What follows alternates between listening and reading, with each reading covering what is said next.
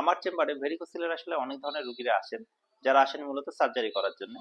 তো আজকের ভিডিওতে আমি মূলত একটা জিনিস আপনাদের কাছে খুব ক্লিয়ারলি বলার চেষ্টা করব, যে একজন মানুষ ভেরিকোসিলে আক্রান্ত একজন মানুষ কখন তার সার্জারি করাটা জরুরি এবং কখন তিনি সার্জারি করার জন্য ডিসিশন নেবেন।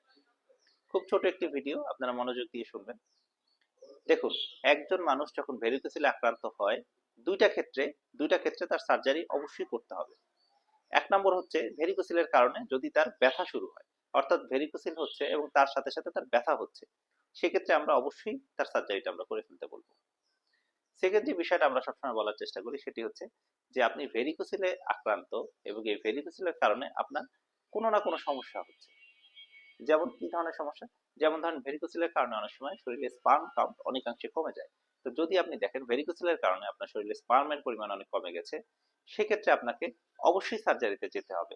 অর্থাৎ দুইটা ক্ষেত্রে আপনাকে ভেরিকোসিল মাস্ট আমরা সার্জারি করার কথা বলি। একটা হচ্ছে আপনার যদি ব্যথা হয় এবং একটি হচ্ছে আপনার যদি স্পার্ম কাউন্ট কমে যেতে থাকে, তাহলে আপনাকে অবশ্যই সার্জারি করতে হবে। তো এর বাইরে আমরা অনেক সময় বলি যে ভেরিকোসিল যদি গ্রেড 3 তে যায়, সেক্ষেত্রে আমরা সার্জারি সাজেশন দিই। আমরা সাজেস্ট করি যে ঠিক আছে, আপনি এখন সার্জারি করতে পারেন।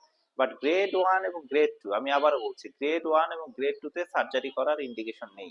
যদি না আপনার ব্যথা শুরু হয়, অথবা আপনার আপনার স্পার্ম কাউন্ট বা আপনার বীর্যের পরিমাণ যদি কমে না যেয়ে থাকে, তাহলে গ্রেড 1 এবং গ্রেড 2 তে আপনি কখনোই সার্জারি যাওয়ার প্রতি আগ্রহ দেখাবেন না, বা যাওয়া উচিত না আমার কাছে মনে হয়। গ্রেড 3 তে গেলে আমরা অনেক সময় সার্জারির কথা বলি, বাট সেটাও আমি আগেই বললাম, সেটাও প্লাস মাইনাস। প্লাস মাইনাস মানে কি, যে সেটা হচ্ছে আপনি চাইলে করতে পারেন, চাইলে নাও করতে পারেন, অপেক্ষা করে দেখতে পারেন। বাট দুইটা ক্ষেত্রে আমি বারবার একই কথা বলছি, দুইটা ক্ষেত্রে আপনাকে মাস্ট সার্জারি করতে হবে। একটা হচ্ছে ভেরিকোসিলের কারণে আপনার ব্যথা হচ্ছে, এবং ভেরিকোসিলের কারণে আপনার শরীরে স্পার্ম কাউন্ট কমে গিয়েছে। এই দুই ক্ষেত্রে আপনাকে অবশ্যই সার্জারিতে যেতে হবে। বাট তার আগ পর্যন্ত সার্জারিটা আপনার জন্য অপশনাল, আপনি চাইলে যেতে পারেন, বাট না করাই আমার মতে ভালো। আর আমরা গ্রেড 3 তে গেলে আমি পার্সোনালি বলি, বা আমাদের যে মেডিকেলের যে টেক্সট রয়েছে সেগুলোতেও বলে, যে আপনি যদি গ্রেড 3 তে যান, সেক্ষেত্রে আপনাকে আমরা সার্জারি করার কথা বলি। বাট গ্রেড 3 তে আপনি আছেন, বাট আপনার হচ্ছে কোনো ব্যথা নেই, আপনার স্পার্ম কাউন্ট ঠিক আছে, তাহলে আপনার জন্য দরকার নেই। আপনি চাইলে এটা পরেও করতে পারেন, কোনো সমস্যা নেই।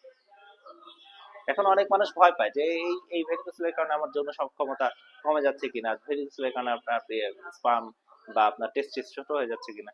আসলে দেখুন, ভেরিকোসিলের কারণে আপনার টেস্টিস ছোট হতে পারে, বাট সেটা সম্ভাবনা খুবই খুবই খুবই রেয়ার। আপনি ভেরিকোসিল যদি হয়, আপনার যদি সন্দেহ থাকে, তাহলে আপনি ফলো আপে থাকেন, আপনি ভালো একজন ইউরোলজিস্ট দেখান, সেই ইউরোলজিস্টের শরণাপন্ন হন, তার কাছে মাঝে মাঝে যান, আপনি চেক আপের উপরে থাকেন, আপনার তো দরকার নেই এটা এত কিছু করার।